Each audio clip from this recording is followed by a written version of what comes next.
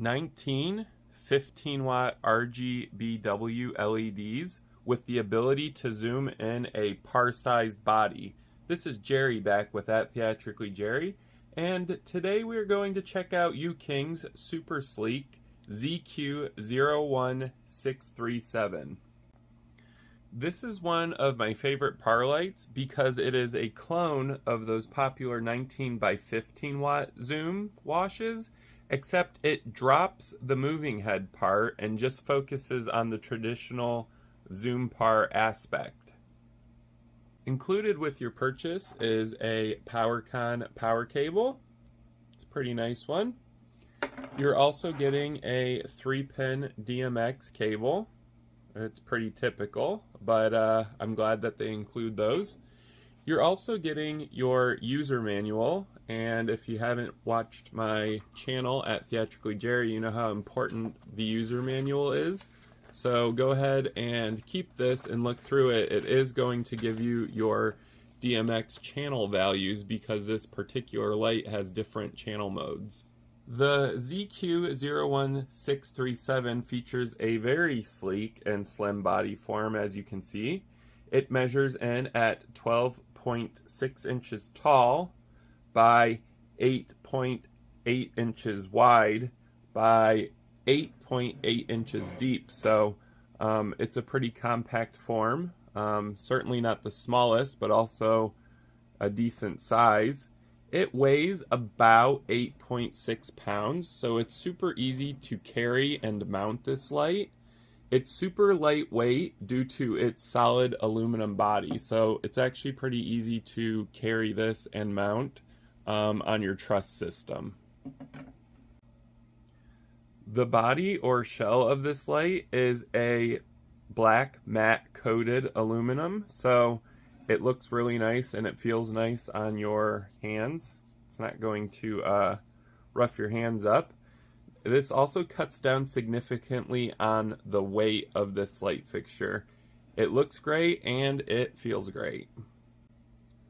Let's take a look at the front of this fixture. The front features 19 glass optics arranged in a circular pattern.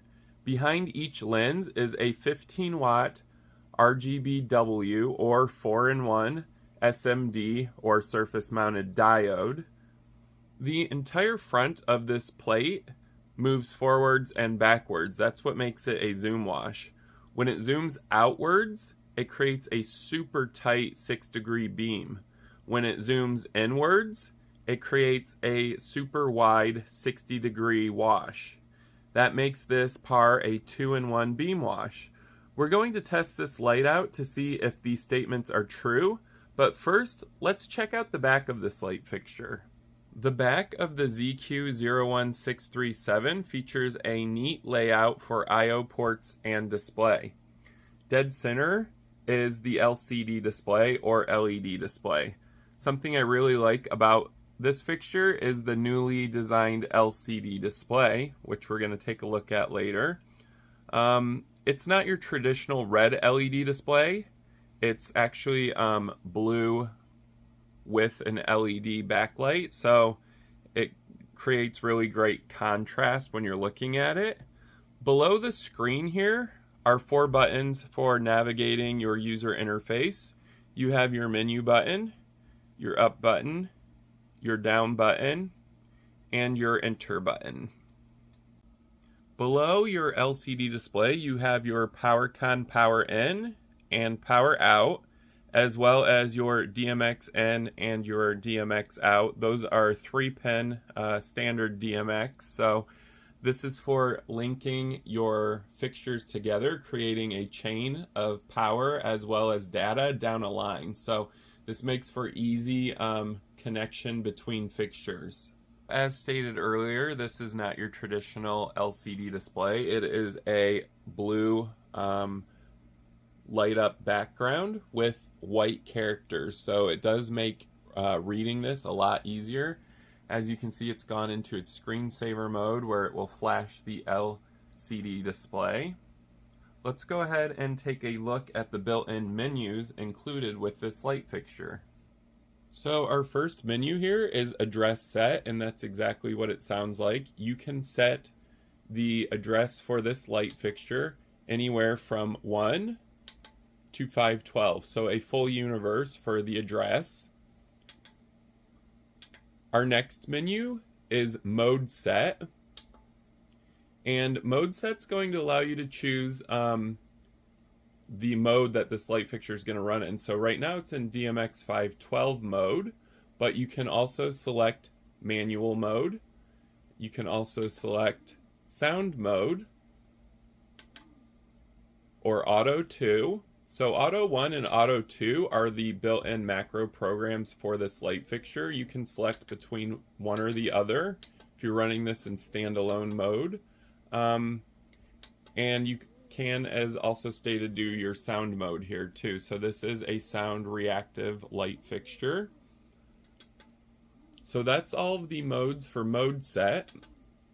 Now we're going to go to channel set. So channel set is going to allow you to select the DMX channel mode of this light fixture. There is a 20 channel mode, an 18 channel mode, a 10 channel mode. So you do have quite an option for the channel modes on this fixture. I prefer 20, so I'm going to leave it at 20. Sound set is for your sound sensitivity mode. Right now I have it at 99, which is the highest it's going to react. 100 is the highest it will react, sorry. You can also set it down to 0 if you don't want it to react as much. But I'm going to leave it back at 100 for sound sensitivity. The next menu is default. You can do default yes or default no. Basically, it's just going to reset this fixture back to factory defaults. So very easy to access that. Adjust set. You're going to enter the password for adjust set, and if you guys want to know what that is, they do tell you in the user manual. And the password for it is up, down, up, down. Adjust set's going to allow you to adjust the DMX channel parameters for this light fixture, just in case it's not set to how you want it. So you can do adjust focus, you can adjust your white channel, blue, green, red on this fixture. The way it's set by factory is fine, but sometimes you're gonna find that one fixture isn't the same as the next fixture in terms of your DMX channel. So for instance, if you do 200 on white on one fixture and 200 on white on the other, and it gives you not the same color, you can go ahead and adjust that here. So I'm glad that they've included that as well. Those are all of the built-in menus for this light fixture. This Zoom PAR has an active cooling system. This means that it has a built-in variable speed fan for actively cooling the components and the LEDs on board. These unique cutouts throughout the body of this fixture allow cool air to be forced in and then out of the light. Let's go ahead and hear how loud the fan is on the ZQ01637. So as you can hear, the active cooling fan just kicked on. And we are about a foot away from this light fixture.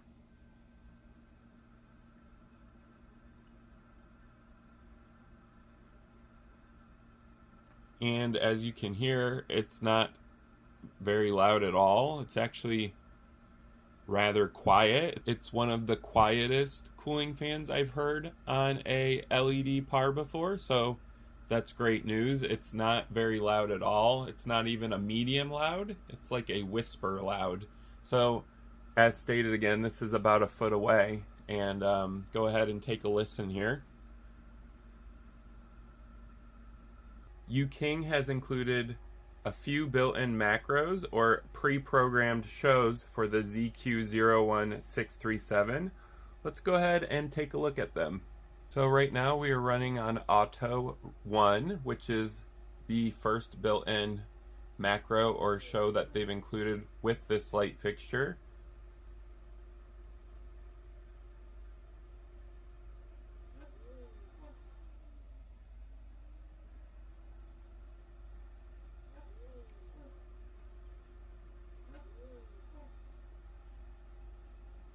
As you can see, you do have the ability to control each ring of light on this fixture, so you can control separately the middle optic as well as the second ring around it and the third separately. So you can choose 3 different colors at one time on this fixture. Also, the fixture has a backlit option, so the moving plate here is actually see-through and it causes a backlit effect on this. So you're getting a backlit effect as well as your 3-ring effect on this light fixture. Now we are running in Auto 2, which is the second built-in macro or show for this light. And as you can see, it does give you a different look to this fixture. You can see the individual rings better on Auto 2 as it cycles through the colors and the rings on the PAR.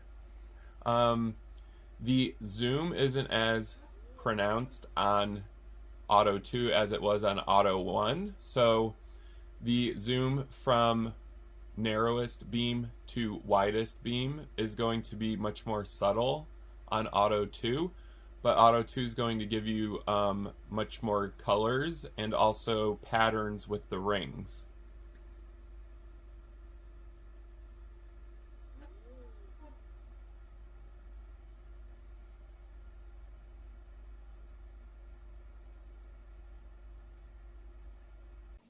The UKING ZQ01637 states it has a 0 to 100% linear dimming system. So let's check out just how well this fixture dims. Right now we are at 0. I'm going to bring this up to 100%. We are at 100. And then I'm going to drop it back down to 0. So it does have a smooth dimmer. It's definitely not a 32 or 16-bit, but the steps aren't as severe at the lower end. So what I'm trying to say here is at 0, we're off. At 1, still off. At 2 is when the LED light kicks in, but it is super faint to the point where you can't see it.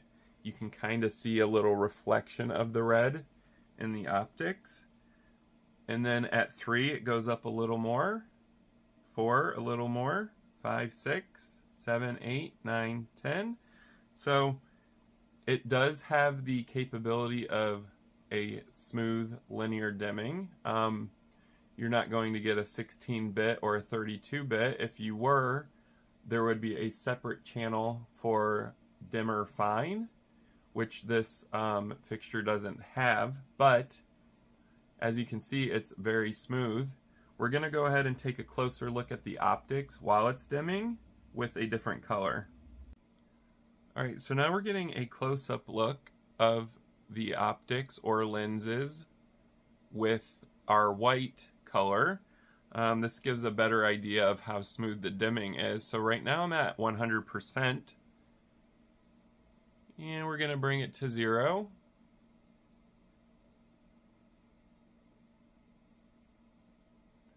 So as you can see, the dimming is quite smooth on this, and we're at the lower range right now and at 2 on the DMX channel for dimming.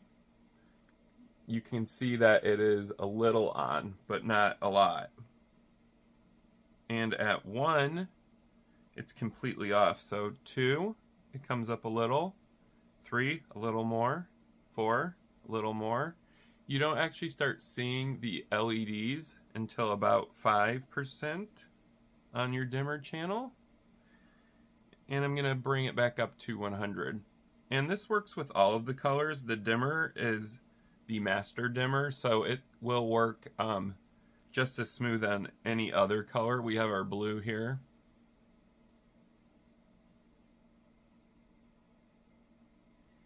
And we have our green here. We have green at 100, and we're going to bring it down to 0.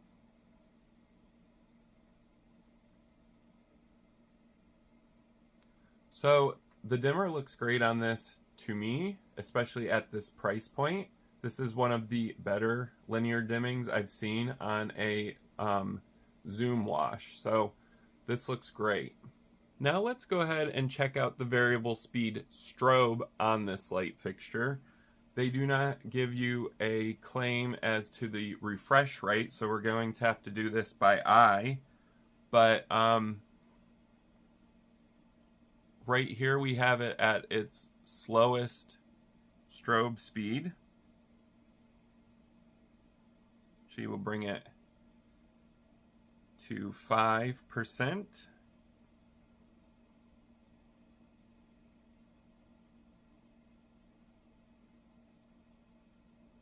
I'm waiting to see when the strobe actually kicks on, and it kicks on at 16% on the DMX channel for strobe. So this is the slowest it's going to strobe. Let's go ahead and bring it up. The higher up you go, the faster it's going to strobe.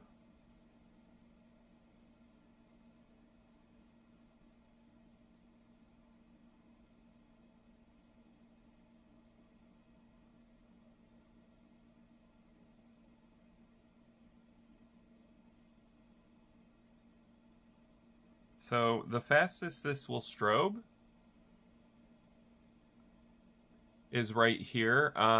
I do see a lot of refreshing, and you can probably see it on the camera as well, which means that the hertz or the frames per second of the strobe is a lot slower than what our eyes can see. So 25 frames per second looks pretty smooth to our eyes, so this would look more of like a solid white light if it was strobing at 25 frames per second. So I'm gonna have to say it's strobing a little bit below that. It's not a super bad strobe. I would say it's probably at the 20 hertz or 20 frames per second, just because you can see the individual frame refresh on the strobe. As stated earlier, the ZQ01637 is capable of zooming from 6 degrees to 60 degrees. We're going to go ahead and take a look at that now, but let's look at the front element first, just to kind of see the zoom effect on this. So this is it zoomed all the way out at its 6 degree, and this is it zoomed all the way in at its 60 degree. To get a better idea of the zoom wash effect on this, and also the beam angle, I'm going to point this at the wall as seen, and right now we are at 6 degrees, or their stated 6 degree beam angle, and this is their 60 degree beam angle, or the wash of the light. So the wash actually is very uniform looking on the wall. It looks great. It's super wide. I would definitely agree with it being around 60 degrees. Then we have our 6 degree right here. It's not as uniform. You can actually see every individual beam or LED coming out of the light fixture, so I can actually see each optic or circle in the 6 degree. And then when you go to 60, it's just super smooth looking. It looks great as a wash. But we're going to go ahead and look at this with some haze to see just how narrow the beam angle is and how wide it gets. So we're at the 6 degree beam spread. It's very narrow, so that's a good sign here.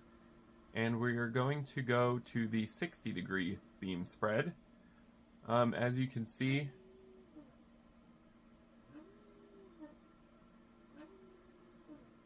you see a lot of difference here on the beam angle, but closer to the light optics, you don't really see too much of a change in terms of the beam angle. So we are at 60 degrees right now, which is the widest beam angle.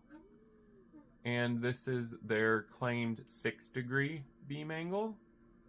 So we got 60, and we got 6. And as you can see, the beam angle does change on the other end of the light fixture, but closer to the optics. Still seems to be the same narrow beam that we're getting. So the wide angle right here, the beam angle is a little wider, closer to the optics, but not really. It's not a huge difference. And then our 6 degree, it seems to be the same. So most of the beam angle is going to be taken on down here at the other end. So if you look over here, you can actually see the wash is creating a much wider degree beam angle. And then at the lower end, it's a much tighter degree beam angle. As far as it being 6 degrees, it looks to be a little wider than 6 degrees, so I don't know about the claim on that. I would say it's more like 10. And then as far as 60 degrees goes on the widest end of it, it does look to be 60 degrees. It does create a very nice, wide, uniform wash. Manufacturers do have a very hard time in getting beam angles correct, as well as the tightness of them. So to say that 6 degrees doesn't seem to be too far-fetched, but it's definitely not 6. It's probably more like a 10 degree. And then of course they do state 60, and while it does look like 60 to my eyes, it could also be 55 or 50. But it's definitely within range of the specs that they're giving you, so it's not super far off.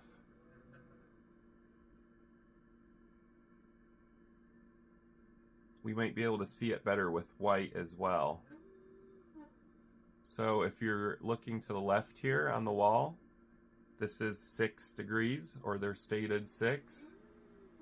And this is 60, which is the widest beam angle and also the wash end. And it does an excellent job of completely washing the wall here. I'm also doing the dimmer here so you can kind of see how smooth the dimming is. It's very smooth on it. There's our 6. And there's our 60.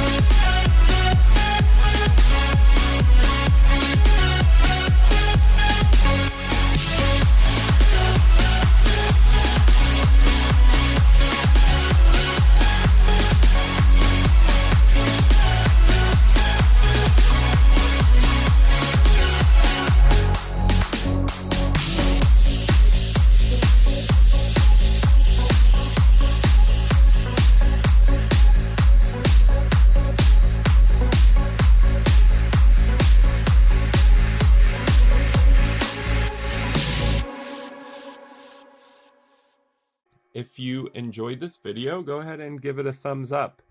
If you have any questions or comments about this light in particular, or any questions, go ahead and leave them down in the comments below. If you haven't already, please subscribe to my channel at Theatrically Jerry. I do a lot of reviews on stage lighting, DJ lighting, atmospherics, effects, equipment, you name it. I'm doing tutorials now too. So if any of that stuff interests you, go ahead and follow my channel at Theatrically Jerry. And thank you guys for watching.